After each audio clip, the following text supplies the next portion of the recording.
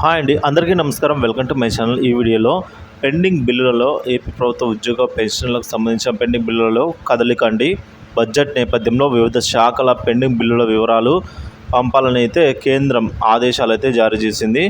So మరి ఆ వివరాలన్నీ కూడా ఈ వీడియో ద్వారా తెలుసుకుందాం. వీడియోని ఎక్కడే కానీ స్కిప్ చేయకుండా చివరి దాకా చూడండి, అప్పుడే పూర్తి ఇన్ఫర్మేషన్ అర్థమవుతుంది. వీడియోకి ఒక లైక్ చేయండి ఫ్రెండ్స్. వీడియోలోకి తెలుపుదాం. ఇంకా పెండింగ్ బిల్లులపై సమగ్ర సమాచారం పంపండి అని అన్ని శాఖలకు ఆర్థిక శాఖ ముఖ్య కార్యదర్శి పీయూష్ గారైతే లేఖ రాయడం జరిగిందండి.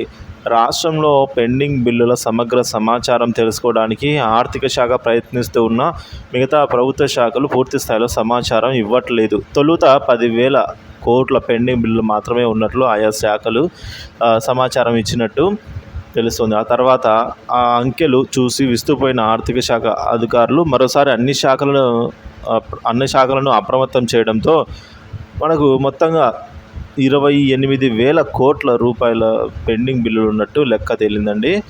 ఒక్క జల వనరుల శాఖలోనే 18,000 కోట్ల రూపాయల పెండింగ్ బిల్లులు ఉన్నట్లు తెలిసింది.